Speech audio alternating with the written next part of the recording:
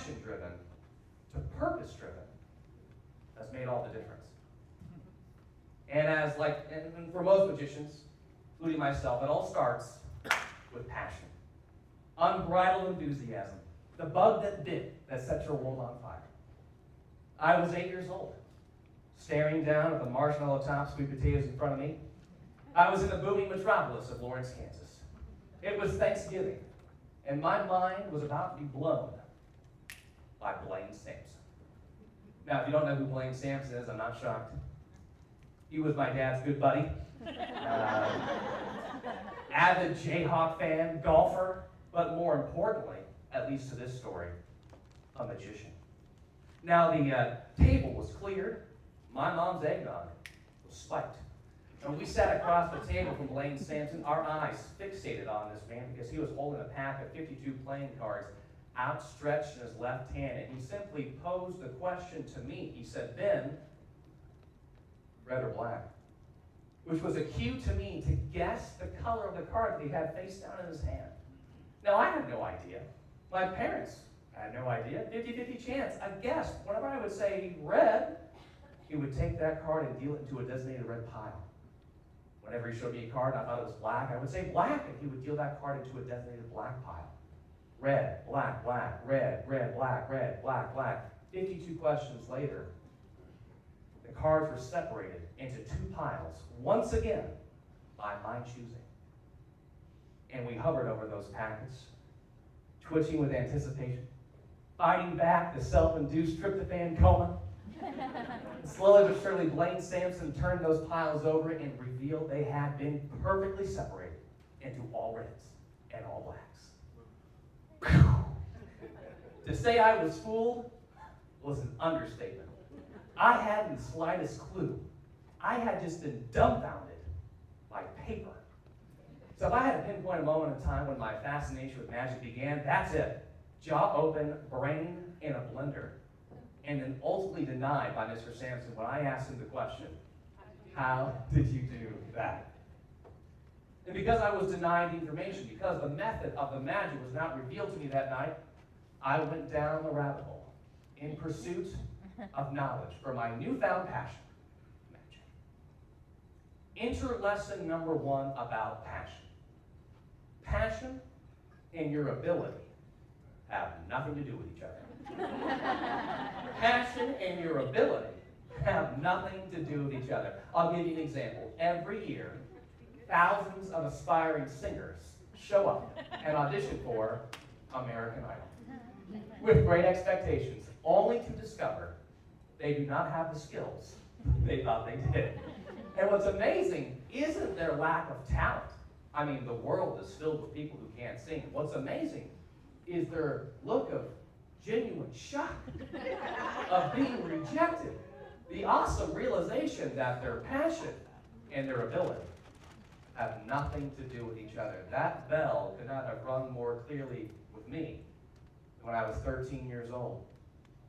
Now, I'm not sure if most of you have heard of this place. There was a place in Houston, Texas called the Magic Island. Does anyone have any connection, familiarity with that place? If not, that's perfectly fine. Yes, sir, you've heard about it? Well, the building of Magic Island still exists. When you drive by Southwest Freeway 59, you might pass an old, dilapidated, or rundown building with some type of Egyptian theme. There's a giant pharaoh head on the outside of the building. And Magic Island was a 5-star dinner theater experience. When you went to Magic Island, when it first opened its doors in 1983, it was a private club. You would have to adorn cocktail attire. You'd walk in with your membership ID card inserted into the mouth of a robotic cobra. The snake would read your ID, the doors would part, and you would be transported into a land of magic. You would see magic experienced in different levels, different settings.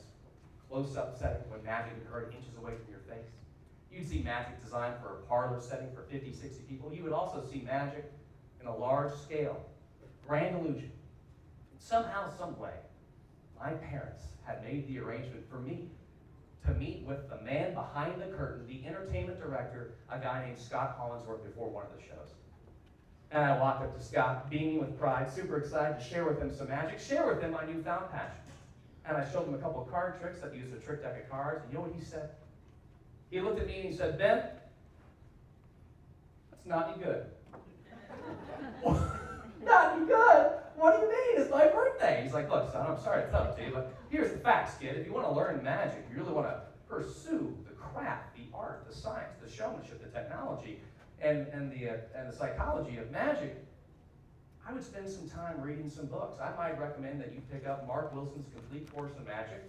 You might want to pick up The Royal Road to Card Magic, study these books, study these texts, and get back with me. So I did. And I realized right then and there that if I wanted to pursue my passion, it was going to take a lot of work. A lot of work. I could not become a human lobster. You ever heard that phrase, human lobster? It was coined by Dr. Orson Swett Martin, an American inspirational author, founder of Success Magazine. And in 1897, he wrote this. A lobster, when left high and dry among the rock, does not have the sense enough to work his way back to the sea, but waits for the sea to come to him. If it does not come, he remains where he is and dies, although the slightest effort would enable him to reach the waves, which are perhaps within a yard of him. Now the world is full of human lobsters. Men stranded on the rocks of indecision and procrastination, who instead of putting forth their own energies, are waiting for some grand billow of good fortune to set them afloat. Enter lesson number 2 about passion. Passionate people take action. They take action. They roll up their sleeves. They get to work. They don't wait high and dry among the rocks. They don't wait idly by. And because I know I'm in a room filled with passionate people, people who love what they do, I thought I would go out to the crowd, find someone to actually leave their seat, take action, join me on stage, and because I know I'm in a room filled with educators, I would teach someone a trick right here, right now. And I can think of no finer person to teach this trick to.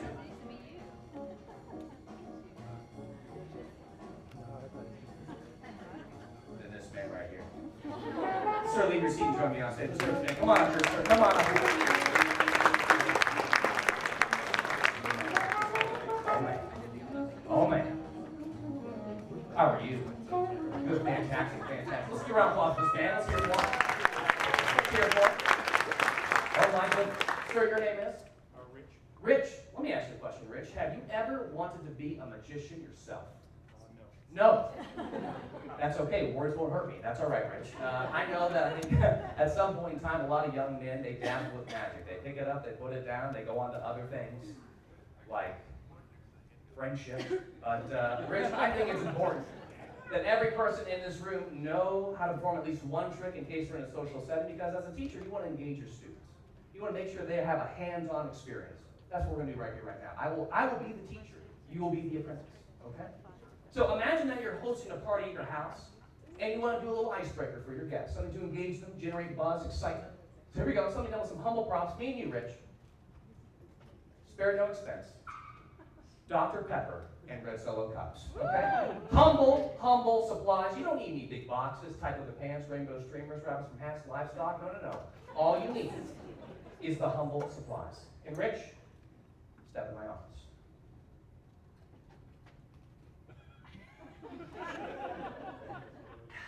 No, Rich.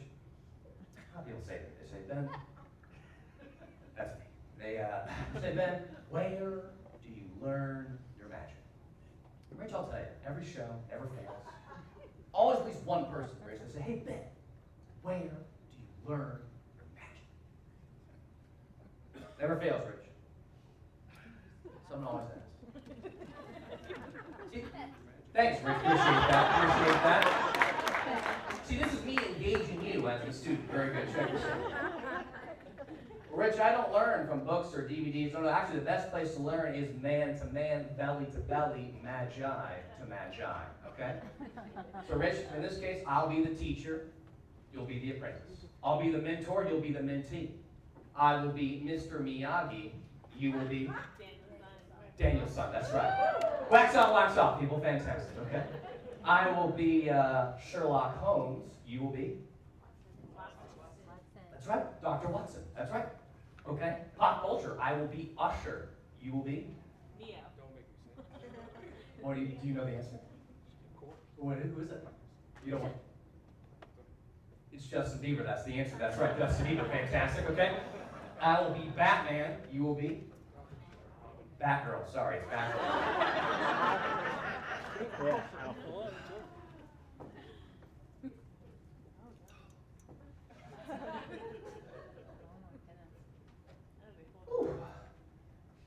This is for the ladies. Pilates, Pilates, that's right. That's right. Okay. Sir, which cup should I use? Thank you, Rich. Rich, do this. Hold it right there, Rich. Like I said, I'm going to walk you through this step by step, beat for beat, line for line, move for move. You'll do the magic with me. No need to get nervous. We'll do the magic together. Here we go. Cups together. 5, 6, 7, and. Yes, Rich. Yes, yes.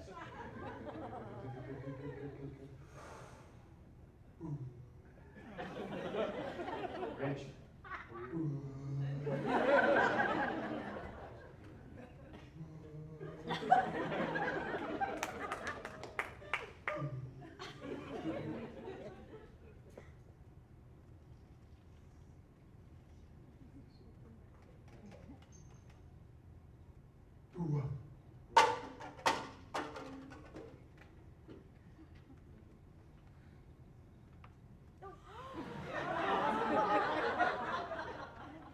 Things just got real for Rich, okay? Team, you need 3 things for a great trick. Number 1, misdirection. Number 2, a magic move. Number 3, a clear and concise effect. So if the audience knows magic has happened. Rich, first things first is misdirection. Now, I will lead the way. I will go first, and then as the student, you will follow. Very simple. So I'm going to close my eyes and spin in place. That's the misdirection. It looks, just watch me, it looks like this. Red Solo Cup, I fill you up, let's have a party, let's have Very a slow, party. Rich, very slow. I love you, Red Solo Cup. I go all the way around until I feel my body go 360 degrees, and then I open my eyes, and that is the misdirection. Can you handle it, Rich? Of course you can, of course you can. Here we go. Eyes closed, nice and slow. Take your time. Go for it, Rich. Red Solo Cup, I fill you up, let's have a party. Very good. Nice. This is more encouragement. Rich, this is more encouragement. Let's hear it. Fantastic. Very good. Very good. We're doing this together. Me and you. Magic time. Check this out, Rich. Next thing is the magic move. Magic move looks like this.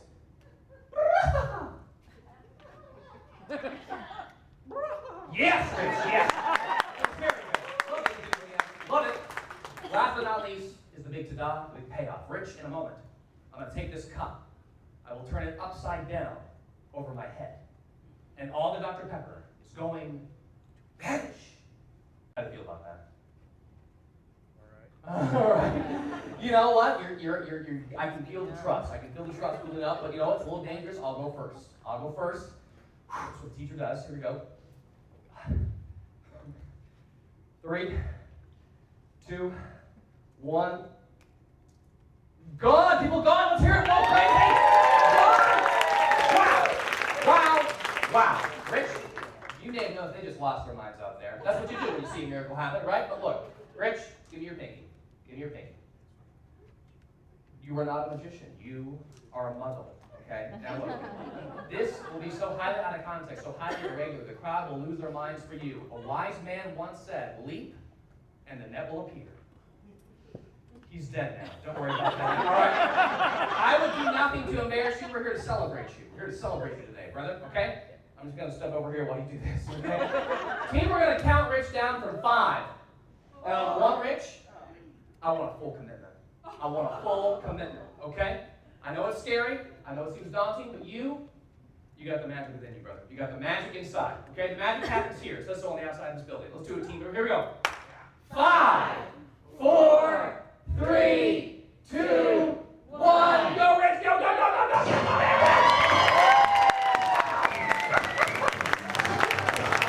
Let's hear it for Rich. Back to the seat. Thank you, sir.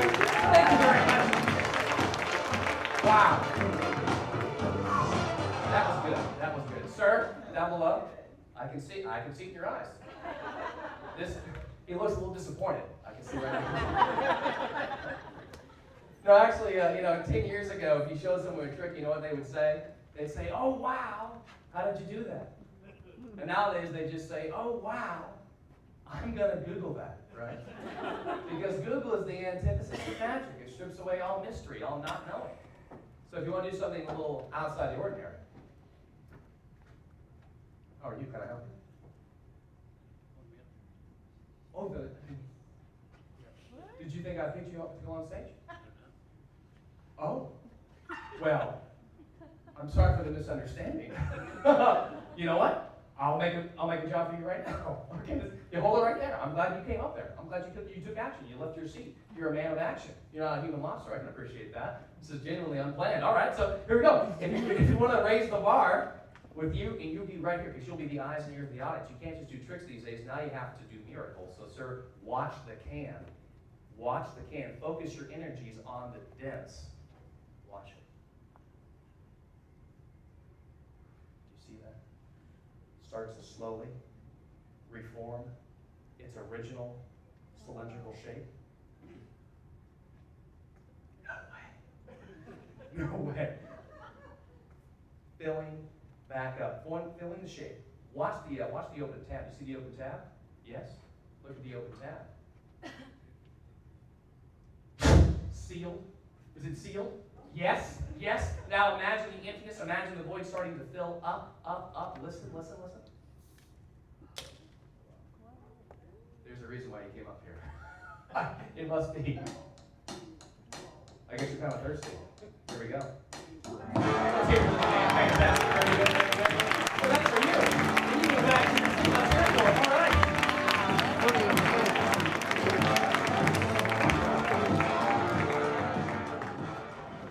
Now, he came up for a reason. Fantastic. Oh, very good. Now, I'll tell you this. Whenever I do magic for people, they may have seen magic before, but I'm telling you, they've never seen anything like this, what you're about to see. Because today, I think we should change things up. Today, I'll attempt to do something that you've never seen at a magic program, and that is this: a complete and total request. So, if there's any trick that you want to see me do, go ahead and say it out loud. I'd be more than happy to oblige. I'll take that. Anybody else? Do a card trick. Card trick, fantastic. I can appreciate that. You know, whenever I take out a deck of cards, a lot of people stop me right there and they say, "Ben, wait a second. When I was a kid, I had a magic kit. And in that magic kit, there was a trick deck of cards. And to this day, I'm pretty convinced that all you magicians are the same. You go to the magic store, you buy your talent. This is a trick deck of cards, like I used to perform with back in the day when I first showed Scott Hollinsworth some magic. Truthfully, these are regular cards, but some people aren't satisfied with that. They said, "Ben, I'm not satisfied that those are legitimate cards unless I could give you cards myself, proving their innocence. And if you do magic with those, that would be really compelling." Because I've heard that issue come up again and again, I thought I would go out to the audience and grab someone else's cards right here, right now. Sir, did you bring any cards? No? How about a wallet? You have a wallet? That means you have cards. That's right. Oh, yeah, take out your wallet there, sir. Yeah, and open up your wallet. Let's use one of your cards. What's that on top right there? Your driver's license? Let's use it. Let's use it. Now this is exciting. This is exciting. Driver's license. Because I know what she's thinking. She's thinking, I don't know a driver's license. I saw what happened to that $1 bill. Very good. After Misty, do you have a purse on you today? Would you be so kind to take out your purse for us? This is probably one of the most important cards that you own, sir. It needs to go into a safe spot, safe hands. Use a little paint envelope, Mr. Jordan. Mr. Jordan, check this out. Sir, please stick out your tongue. Thank you very much. Appreciate that. Appreciate that. And this, you can open up your purse. Inside it goes. And you can close up your purse and give all these folks a big round of applause. We appreciate that. Sir, I need your help. I need your help. Leave your seat and join me on stage. Let's hear it for this dance here. Come on, sir. Come on up here. Because we're talking about engagement today, just like you might engage your students in the classroom, how important that is to get someone a real hands-on life experience. So, sir, me and you, time. Actually, let's flip the places. Sometimes the most powerful tricks in all of magic don't require a single word to be spoken.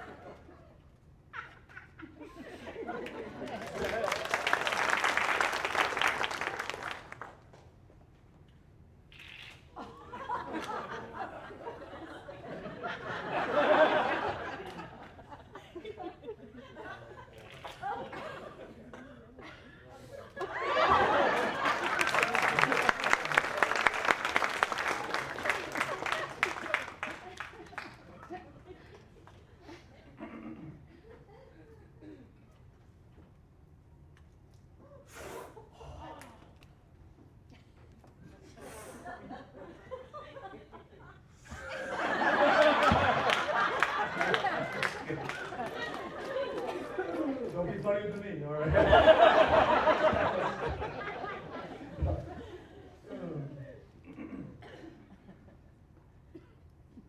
two of spades. Sir, you got the two of spades.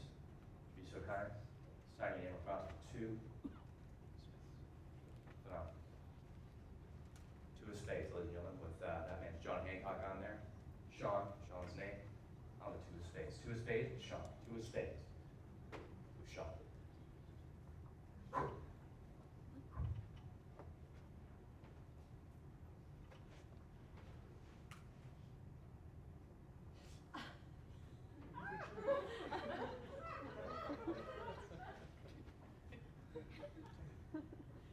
Okay, we have the Eight of Hearts. Eight of Hearts with, what does that say? I'll tell him. Ben. That's Ben. Eight of Hearts with Ben. B-E-N. Big and bold, no doubt about it. All caps. Here we go.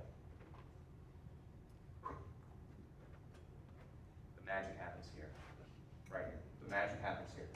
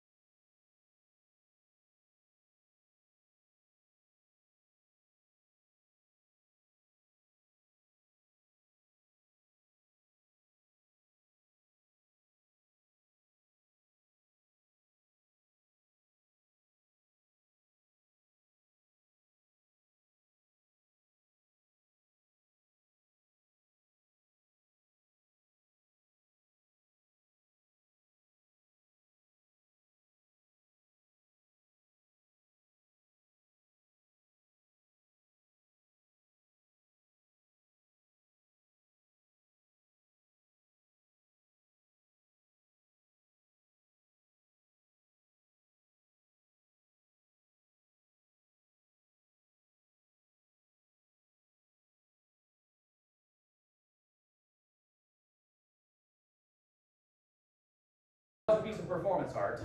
That's for you, sir, if you like it. It was called two opera news right there. Very good.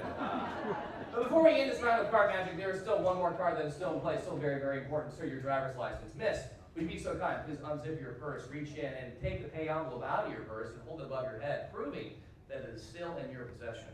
Yes, there it is right there. Now, the reason why she still has the driver's license is very simple. It's because I am not a pickpocket, okay? People get us confused all the time. They say, oh, he's a magician. He's going to steal all my stuff. Oh, nice to meet you. And they start patting down their watch or their wallets. They start backing away. You see, a magician wouldn't steal this man's driver's license. No. You see, a magician would steal somebody's entire identity. Sir, the license you took out of your wallet, the one that was placed inside the purse, the one that you sealed, sir. Sir, your record, Mr. Jordan, your first name? Anthony. Anthony Jordan. Miss, check out the ID now. What's that first name? Benjamin, last name? Benjamin Jackson, that's me, people. Craig. That's crazy. A case of stolen identity. Now, sir, it certainly begs the question. If this is no longer you, what happened to you? I'll tell you here right now. If someone steals your identity, you know what you have to do? You have to stop what you're doing. You have to freeze all your accounts. You got to make sure that no one can come after you. And don't worry, sir, I've already done that on your behalf. You want to leave your seat and join me on stage? Come on, give a round of applause. Let's hear one. Come on up here. Come on up here. Now, when you tell your friends about this experience, they may not believe you. They'll say, what happened? And you'll tell them. They'll say, well, I took out my driver's license, placed it inside the lady's purse. It became the magician's license. He told me I had to stop what I was doing. He told me that I had to beware because my identity may have been stolen, right? I had to freeze all my accounts.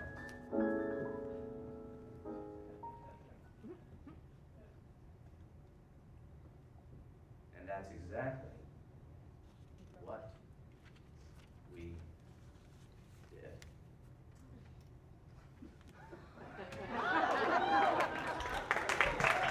That is a block of ice, ladies and gentlemen. And there's something in this block of ice. Miss, touch it, feel it, get to know it. Is that real ice? Yes. Is it melting right here in my hand? Sean, you were the best dancer I've ever seen. Is that real ice? Is it cold? Oh my goodness gracious, sir, is there something inside that block of ice? Yes, what is that?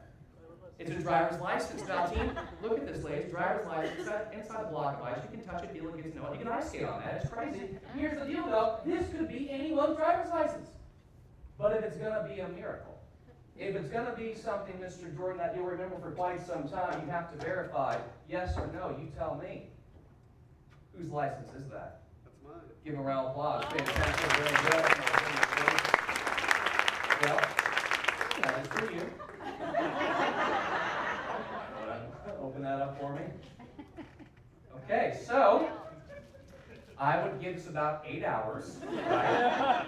Or to get pulled over this afternoon, just say I was at the magic program. They know me very well there. Or there's a faster way. Did you bring a hammer? No, you didn't. Oh, I have one. Don't worry. Okay. Here's what I want you to do. You take the hammer, give it a good whack. Break the ice for us. That's fantastic, sir. You unzip the bag yourself. You reach in to the Arctic tundra, remove your driver's license to a thunderous round of applause. Let's hear it from Jan. Fantastic. Go back.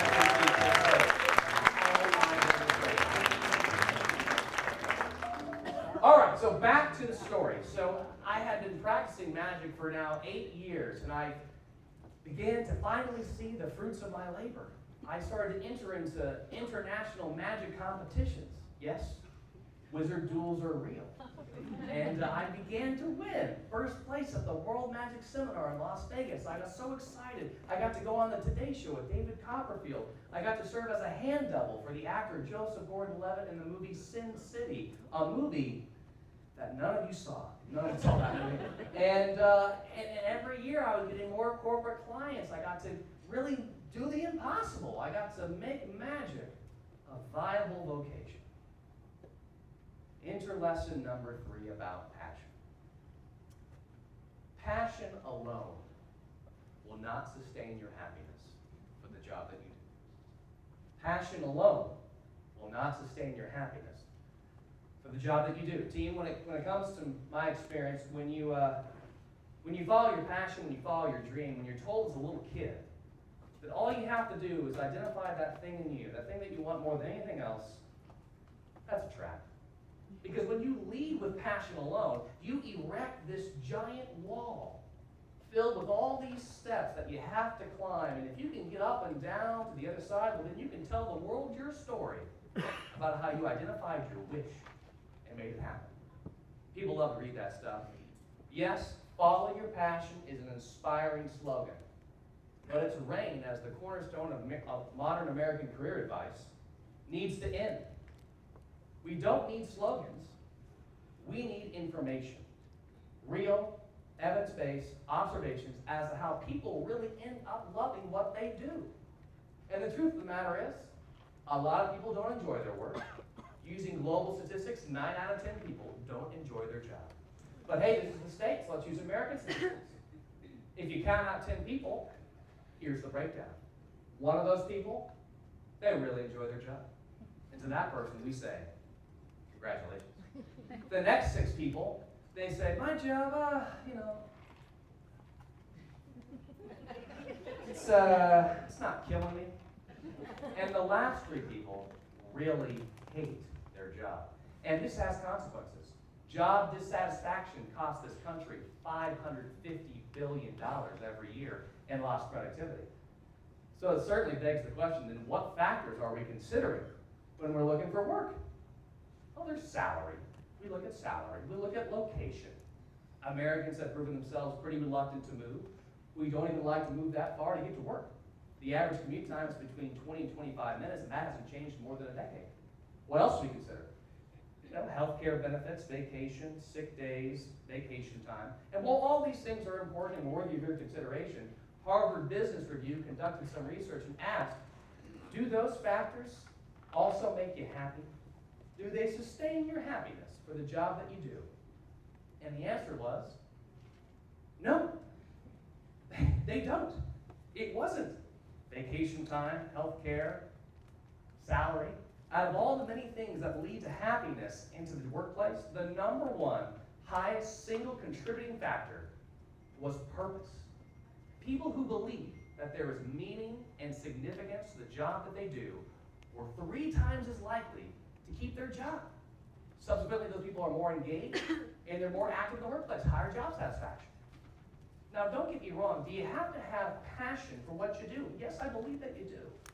But do you have to rely upon it to sustain you, to drive you? The answer is no.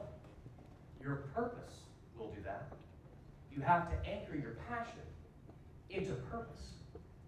And I didn't know what my purpose was performing magic for 15 years until I spent 2 hours with an 11-year-old kid. February 2017, I received a phone call from a man named John Spomer. John is the managing director at La Cantera Resort and Spa in San Antonio, Texas. And I had been of service to John before. He had called me up to dazzle some VIP clients who were at the hotel or spice up a sales meeting. But what he was calling me for that day, I didn't expect. Hey Ben, this is John. Hey John, how's it going? Well, it looks like I got another gig for you. Lay it on me, John. Lay it on. Okay, Ben, so here's the deal. We have a family who's staying here at the hotel, and their son really likes magic. And I thought, nope, no way. Not me. I am not driving 3 hours one way to do a kid show. I don't even do magic for kids. Not there's anything wrong with that. Just not my style, not what I want to do. And before I could decline his invitation, he said, oh, and Ben, something you should know. Their son's name is Kobe. He's 11 years old, and he has terminal brain cancer.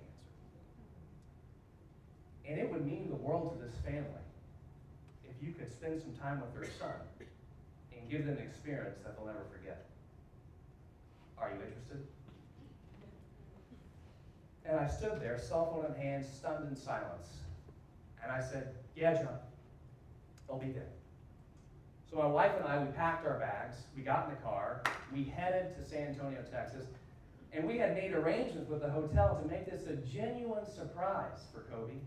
I was going to knock on the door, pretending to be room service, and walk in with a smile on my face and a big bag of tricks. And 1 hour before the performance, as I was preparing in my room, the following thought dawned on me.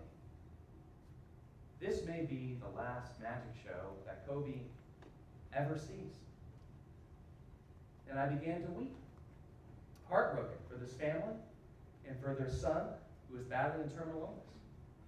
And I wiped away my tears and I said, okay, I made the resolution right then and there. I'm going to give my best for Kobe, nothing held back. I walked into the room. The show lasted an hour and a half for 5 people. Kobe, brother, sister, mom, and dad. And I will tell you this, I have never performed for a more enthusiastic audience member than Kobe. When you become a vocational magician, as most of you will, you will know that there is a wide spectrum of audience reaction you may encounter. Some people very vocal when they see magic, arms in the air, well, that was crazy, David Blaine style reaction, they walk away crazy and say. Other people are very cold, very calculated, very internal. They do not react. We call those people engineers. But not Kobe. This little boy, his enthusiasm cannot be contained. He would let out barbaric yelps of excitement. Oftentimes during the show, he would stop me, grab my arm, spin me around, look me right in the eyes, and say, "You are a real magician." And up until that point, I never felt like one. I felt like I was just a clever guy who knew some clever things, and that's it. And I realized that my purpose was to give this family a moment of reprieve and joy, and to cherish the time they had with their son more sweetly. My purpose was to give them happiness in the midst of heartache. It wasn't just about card tricks. It meant so much more. And that's when I realized that passions shouldn't be followed. They should be found deeply rooted into purpose. And from there on out, I decided to lead with this lens of purpose first over my work. And I found out that I'm not alone.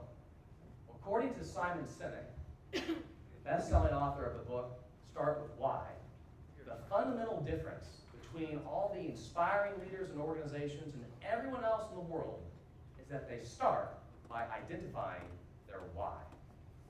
Now, what does that even mean? Well, to explain this concept, Sinek created what he calls the golden circle. And it looks like this. Very simple. 3 concentric circles. What, how, and why. What, how, and why. You see, every organization, in fact, every person's individual career operates on 3 levels. What we do, how we do it, and why we do it. Everyone can tell you the what. What products you sell, what services you provide. Everyone can explain to you what they do. Fewer people can explain how they do what they do, meaning what makes them different, what separates themselves from the rest of the pack, what's their proprietary process, what's their differentiating value proposition.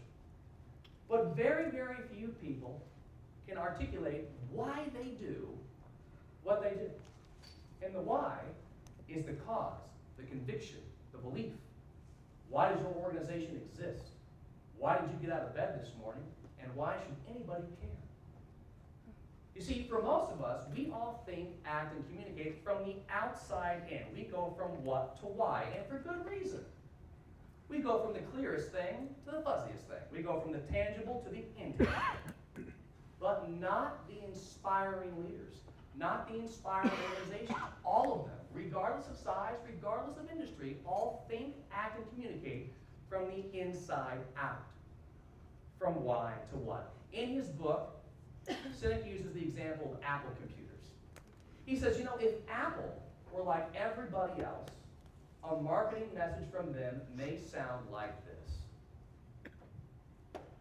We make great computers.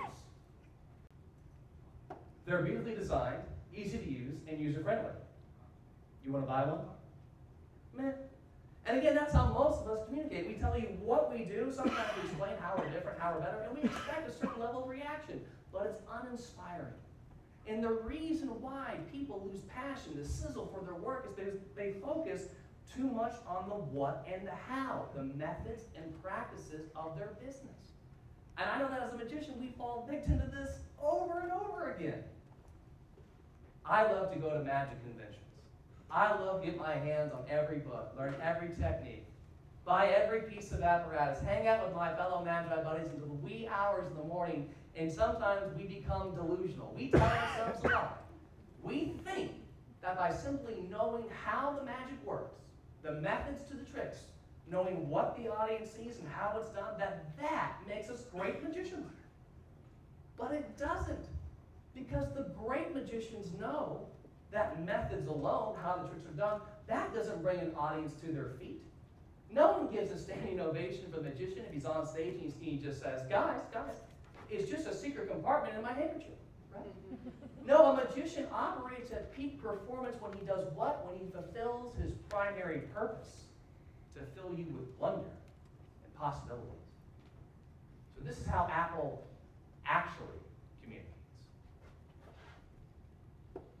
In everything we do, we believe in thinking differently. We believe in challenging the status quo. The way we challenge the status quo is by making our products beautifully designed, easy to use, and user-friendly. We just so happen to make great computers. You want to buy one? You see the difference? Or for the case of Central Texas College, we believe in building students of the real world. We do so by providing financially accessible and quality educational opportunities. We just so happen to offer technical programs for 2 years that lead to an associate's degree or certificate, right?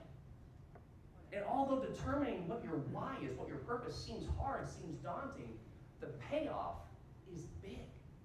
Because when we can align emotionally with the people that we serve, we will create a connection that is much stronger and more meaningful than any affiliation based on features and benefits. Determining your why will inject passion into your work. And I'll tell you right now that some of you might be thinking, well, you know, Ben, this purpose stuff sounds pretty good. Maybe I'll get me some purpose, right?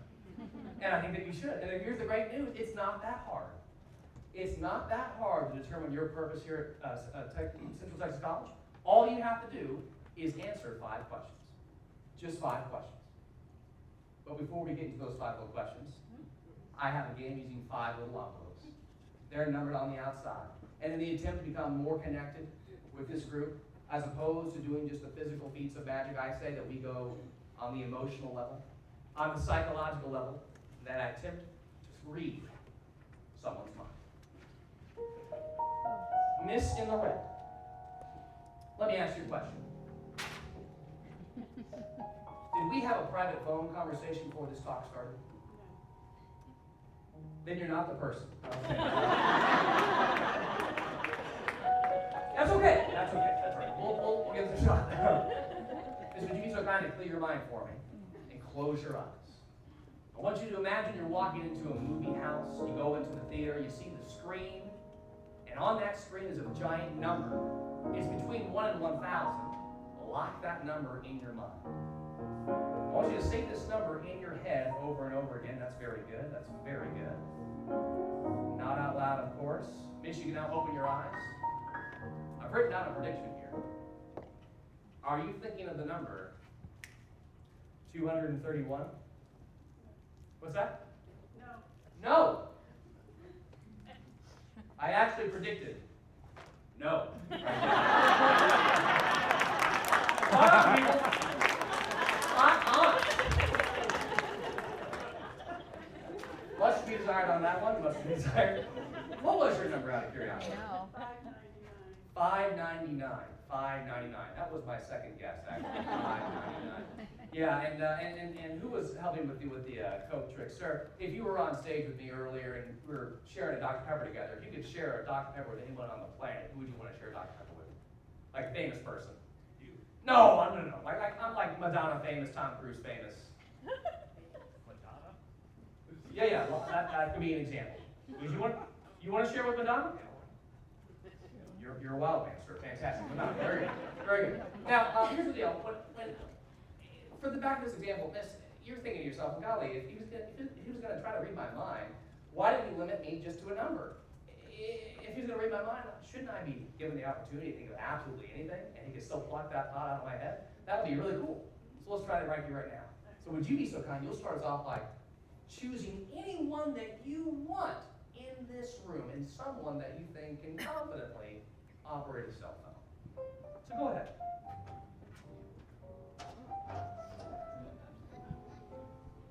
This man right here? Sir? Sir? Don't look away. I can still see you. Sir, would you, I just need your phone. Would you be so kind to unlock your phone for us, please? Hand it to me. Very good. Thank you, sir. Appreciate that. Appreciate that. So I see some trust issues right here, which is unusual here. That's what I'm going to do. I'm going to go to a website. In fact, we already addressed this earlier in the talk. This website is the antithesis of magic. It strips away all mystery, all not knowing.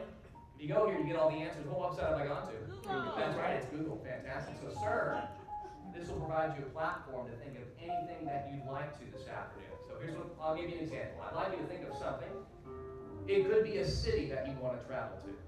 It could be something in this room, like top hat or chocolate. It could be a famous person. It could be a color, a musical instrument, an animal. Any topic that you'd like, let me know when you have a subject matter in mind. But of course, don't say it out loud. Please keep it only in your head. Good? Just so that you commit to your thought, you don't change your mind. I'm just going to hand you your phone back. You'll type in your topic. You'll hit the search button. That way we have a record of your thought. And give him a round of applause as he does that. Okay. All right, so we will try a little mind-to-mind contact this afternoon using some humble props. And the great thing is that this is something that anyone can do with the stuff they have around their house. Let's see here. So I'm going to use this, which is a little die and a mug. A little die and a mug. Now, Miss, would you be so kind to please examine that mug? Where does the mug come from? IKEA. Only the finest. Only the finest. Please examine the mug. And sir, sat right here. Would you be so kind to examine the die? Make sure it is what it is, just a die, that all the numbers are different. That's very important. Now, I can't read my own mind, so for this, I need some help from the crowd. Oh, Miss, I saw you were so excited. You just need to join me on stage. Let's hear it, Miss Lady. Come on up here. Come on up here. I love that enthusiasm. Very good, very good. I'm going to help you up these steps, and you will stand on the corner of the stage. And don't worry, you will not be alone, okay? Very good. Right up these steps. How about right where those cards are? That would be very helpful. Okay, very good. Thank you. How about some more folks? How about some more folks? Oh, you know what? I think it's, oh, you know what? Who's it going to be? Who is it going to be? Who's it going to be? I'm looking for that person. That person? No, sir. Mr. Smiles back here. Yes, you, sir. Mr. Smiles. Lead your seat for me. I feel a connection with you. Come on, here. Come on, here. Please talk to Central Stand to right that lady, please. That'll be very helpful. And, you know what, sir? Arms folded? Yes. This is just a skeptical man. You can't fool me, magic boy. Very good. You'll stand to the right of that man. And how about the man twiddling the pen? Yes, you, sir. That's an interesting man. Leave your seat. Join me on stage here. Come on up here. Come on up here. You will go up those steps. You will stand to the right of the man in red, please. Okay. All right. Miss, what do you think about the mug? Seem fair? Is it? Yeah. Well, it's a humble prop. That's right. Okay. Sir, what do you think about the die? Probably not loaded. Okay, did you give it a couple rolls on the table? If you'd like to, don't knock yourself out. And then, sir, can you grab that microphone that's right behind you? Yeah, well, someone just grab the microphone for me. Actually, the whole thing. The microphone and stand, that's very good. So right here on stage, because the people need to hear what you're about to say. All right. Sir, why don't you step on the microphone first? You'll be contestant number 1. I'll take the die, take the mug. Team a little game with a die and a mug. Sir, place your hand on top of the mug and give the mug a shake, please. Baby needs a new pair of shoes. Very good. Sir, please look down inside the mug. Look at the number that you rolled to. Lock that number in your mind.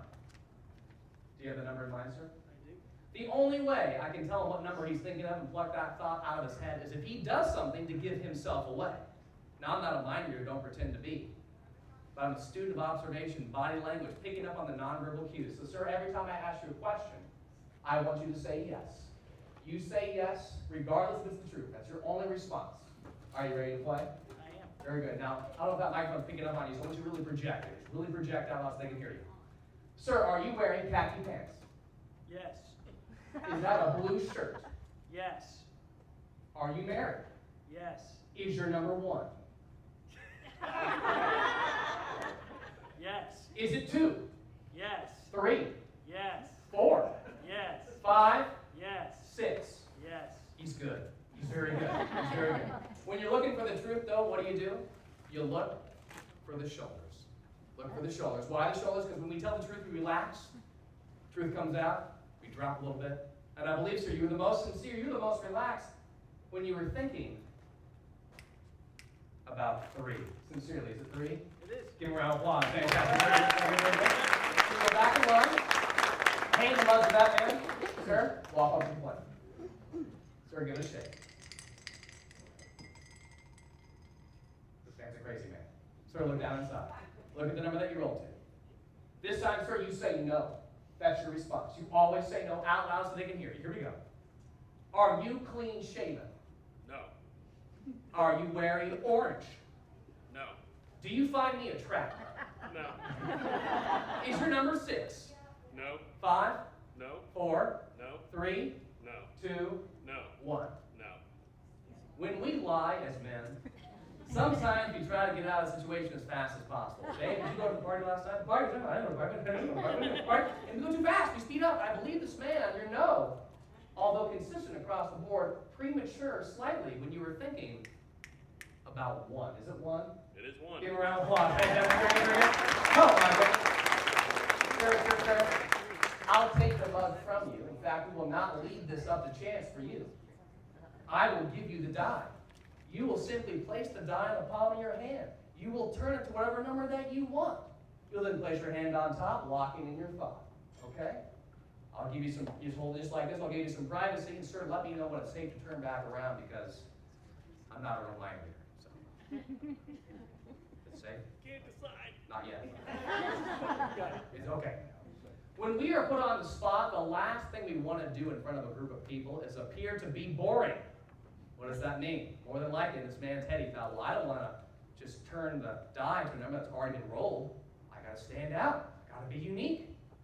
What does that mean to me? It means I can automatically eliminate 1 and 3. It's not 1 and 3. So, sir, say the word 2. 2. Say 4. 4. Say 5. 5. Say 6.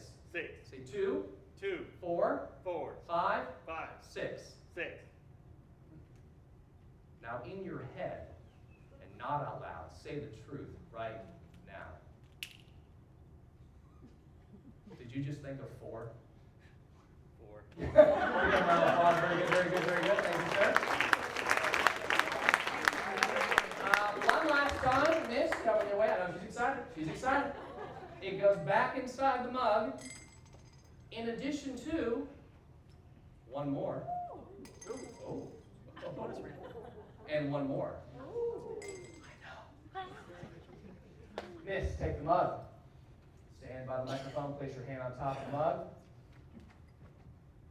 Please give that mug a shake. Okay, sister.